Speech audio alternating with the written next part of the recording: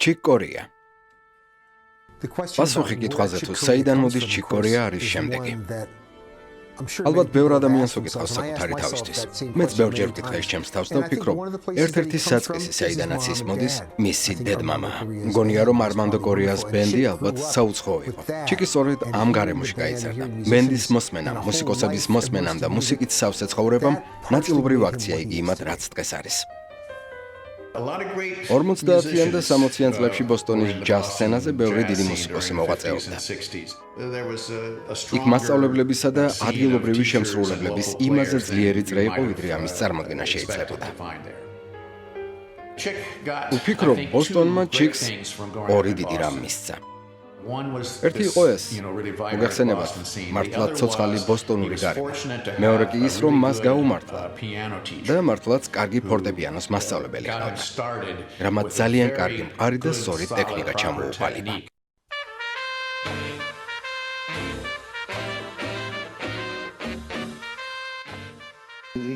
ჩვენ ყოველთვის თვალყურს ვადევნებდით, ვინ რას აკეთებდა.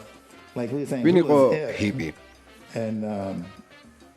ჩემი ძმა და სხვები ამბობდნენ, ვიღაც ჩიკ კორეა მოდის ქალაქში. ის იმ საზოგადოების ნაწილი იყო, რომელთანაც ჩვენ მეგობრობდით.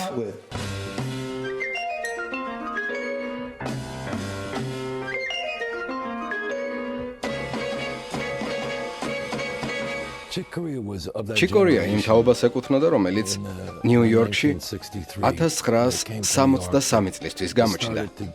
და ჯაზ სცენაზე გარკვეული თავისუფლება მოიპოვა.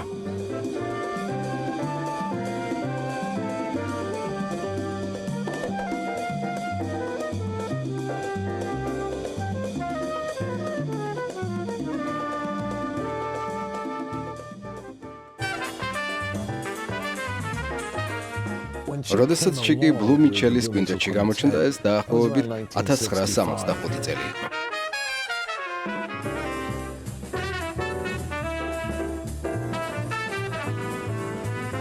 სწორედ იმ მომენტიდან ყველაფერი მკვეთრად შეიცვალა.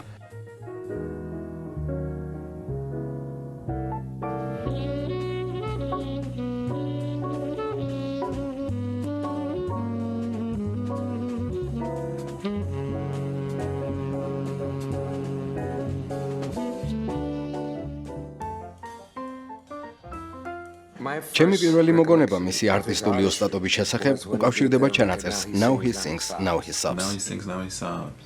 Now he sings, now he sobs. Now he sings, now he sobs.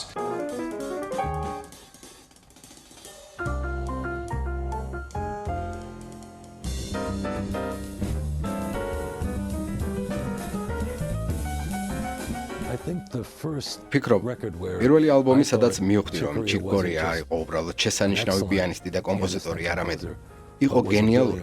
ეს იყო მისი ტრიოს ალბომი Now He Sings, Now He Sobs. ჩემთვის ეს ალბომი დღემდე ფავორიტია. და მიმაჩნია, რომ ის ყველა დროის საუკეთესო ჯაზ პიანო ტრიოს ჩანაწერია.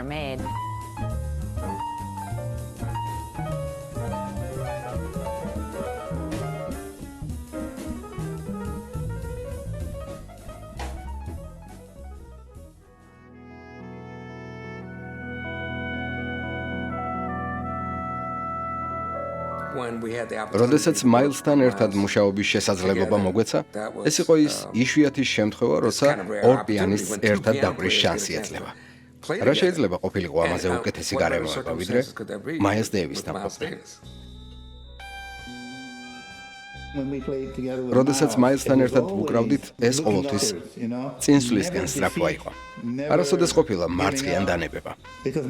რადგან მაილს დეივისი ყოველთვის ქირაობდა ადამიანებს, რომლებმაც ბევრი იცოდნენ და ეუბნებოდა.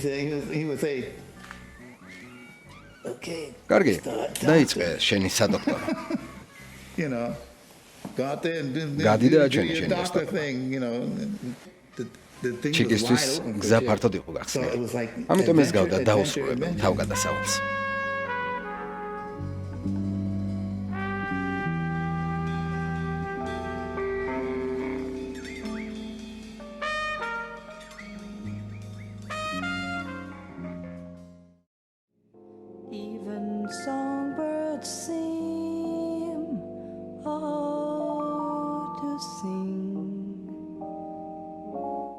The Brazilian ბრაზილიურ Latin ლათინური record ალბომი, we რომელიც did, ჩავწერეთ, Light as a Feather. Light as a Feather. We had Airto. ბენდში and ყავდა Flora, აირტო და ფლორა Flora პურიმი. in the band, მე, myself, ჩიკი და Joe ჯო Farrell. ფარელი. That was the right და მგონია, music რომ ეს to იყო do სწორი with მუსიკა that- ამ შემადგენლობისთვის. cast of characters there. ჩვენ ყველაფერი პირველივე ცდაზე ჩავწერეთ. პირველივე დუბლი და მორჩა. ჩვენ კარგად რეპეტირებული ბენდი ვიყავით. სტუდიაში მისვლამდე ბევრს ვუკრავდით და გამოდიოდით, ამიტომ ყველაფერი, რასაც ვასრულებდით, კარგი იყო.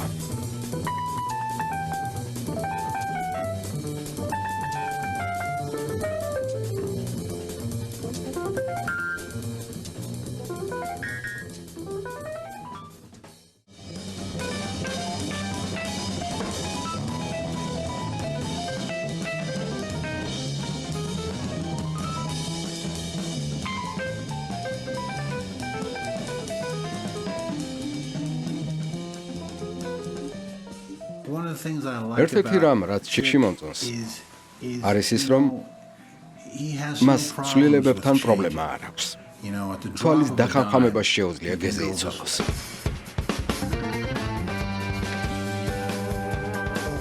ჩემი პირველი ჯგუფები ჯაზ ჯგუფები იყო. ერთ დღეს ნიუკასლის უნივერსიტეტში გამოსვლა ჰქონდა, სადაც Return to Forever-ს მხარდამჭერ ჯგუფად წარვდებით მსმენელის წინაშე. ჩიკის სცენაზე გამოვიდა სტენლი კლარკთან და ლენი უაიტთან ერთად. ჩვენ უბრალოდ ვიჯექით პირდაღებულები, არ გვჯეროდა იმის, რასაც ვისმენთ. ამაკის სრულიად შეცვალა ჩვენი მუსიკალური ცხოვრება. შევქმნით ბენდის სახელად Last Exit და ეს იყო მცდელობა ყოფილიყავით ის, რაც ჩიკ კორიასგან ჰქონდა მოსმენილი. მაგრამ მან სრულიად გადაწვა ლანდშაფტი. ეს იყო გადამწვარი მიწის ეფექტივი. ეს იყო იმდენად მუსიკალური, იმდენად ძლიერი და იმდენად წარმოუდგენლად ვირტუოზული, რომ მან ყველაფერი სრულად გარდაქმნა. ამ შთაბეჭდილებიდან დღემდე არ გამოვსულა.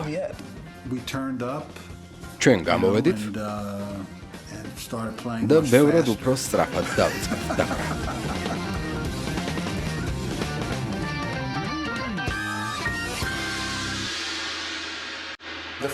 პირველად, როდესაც დუეტში დაკვრავცადეთ, ეს გარკვეულწილად შემთხვევითობა იყო. ჩვენ ეს არ დაგვიგებდოს. ჯაზ ფესტივალზე ვიყავით. პრომოუტერი ეძებდა მუსიკოსებს, რომლებიც ბოლო დღეს Jam Sessions მოაწყობდნენ. აღმოჩნდა, რომ უამრავი მუსიკოსიდან მხოლოდ მე და ჩიკი დავთანხმდით. ჩვენ ჩავიცინეთ და ვთქვით, კარგი, ერთად რამეს დავუკრავთ. მაშინვე მივხვდი, რომ რაღაც განსაკუთრებულს გადავაწყდი. ჩემთვის დიდი პატივია გაგიზიაროთ ჩიკ კორიას მუსიკა.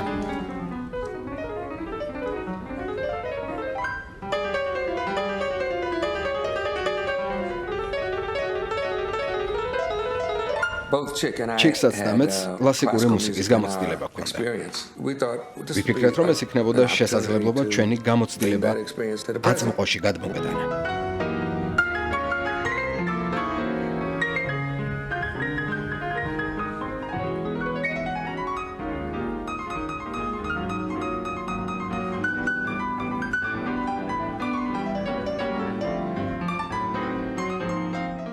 პირველად ერთად 80-იანი წლების დასაწყისში ბერკლიში ჯაზ ფესტივალზე დავუყარეთ. ეს იყო ერთ-ერთი იმ შემთხვევათაგანი, როცა შევიკრიბეთ რამდენიმე კომპოზიციაზე ვიმუშავეთ, შემდეგ კი როცა სცენაზე გავედით, ჩიკი ფორტეპიანოსთან დაჭდა და რამდენიმე ნოტი დაუკრა. მე კი მისი დაკრული ვიმღერე. შემდეგ კი მთლიანად იმპროვიზაციულ სამყაროში გადავშით. მუსიკალურად ერთმანეთს იდეალურად შევეწყვეთ, ერთმანეთს მაშინვე გავუგეთ.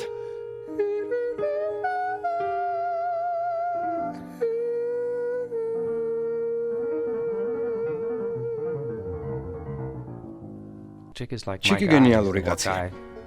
ის ერთადერთი მუსიკოსია, ვისგანაც დაკვრას ვისწავლიდი არჩევანი რომ მქონდეს. ძირითადად იმიტომ, რომ უდიდეს პატივს სცემ მის შემოქმედებას და ხელას.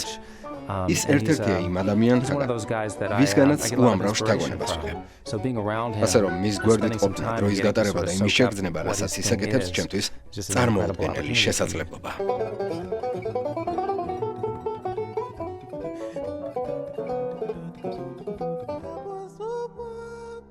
იმ მცირეოდენ ჯაზ მუსიკოსებს შორის, რომლებმაც კლასიკურ სამყაროში გადააბიჯეს, ჩიკი ნამდვილად გამორჩეულია. მან მოცარტის რამდენიმე საფორტეპიანო კონცერტი შეასრულა, სადაც კადენციებში მართლაც დიდ რისკზე წავიდა და შანსი გამოიყენა. ნაწარმოების შესრულებისას, როდესაც ორკესტრი უკრავდა, ის ხანდახან ზემოდან ერთვოდა. ხან მელოდიას მიყვებოდა, ხან კი ცოტათი გადაუყვებდა ხოლმე. მას ერთგვარი ჯაზური მგრძნობელობა ჰქონდა. ძალიან თავისუფალი და შესაძლებლობების მიმართ ღია იყო. ხშირად კლასიკური მუსიკოსები მხოლოდ იმას მიყვებიან, რაც ფურცელზეა დაწერილი. ჯერს კი ორივეს გაკეთება შეუძლია. შეუძლია ფურცლის მიხედვითაც დაუკრას და მცირე ხნით გადაუყიოს კიდეც მას. მან იცის, როგორ გააფართოვოს ტაქტის ხაზები. მან იცის, როგორ გასვინგოს. მან იცის, როგორ გახადოს კლასიკური მუსიკა სვინგური. რა მოხდებოდა ადრეული არნოლდ შონბერგი და თელონიუს მონკი, სადღაც ჰაერში რომ შეხვედროდნენ ერთმანეთს, როგორღაც შერწყმულიყვნენ, შემდეგ აორთქლებულიყვნენ და კვლავ კონდენსირებულიყვნენ ჩიკორიას ნოტების ფურცელზე. ჩიკის საქმე ყოველთვის გამარჯვება. მას ყველაფერი სხვა დონეზე ახავს. წერა, დაკვრა, იმპროვიზაცია. ჩიკის იმპროვიზაციები დაუჯერებელია.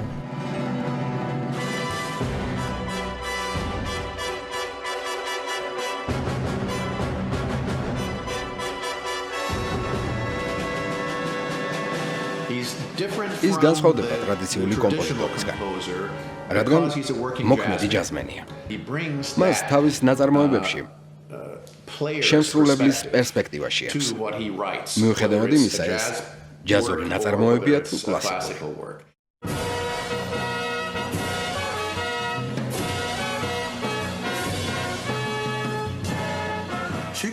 ჩიკი ერთ-ერთი ყველაზე თვითმყოფადი მუსიკოსია. გულისხმობ იმას, რომ ამ კაცს მართლა თავისი სტილი აქვს. როცა მას უსმენ, ზუსტად იცი, რომ ეს ის არის.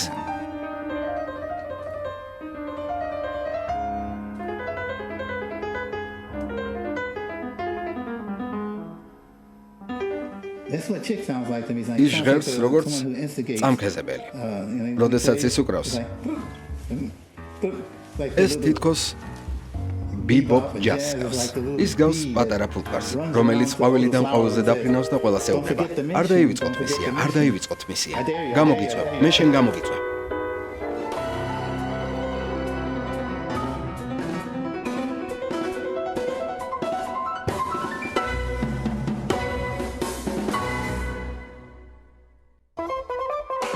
პროდიუსერი და რეჟისორი ბობ ბელტენი. გახმოვანებულია ვინი ლიჯის მიერ.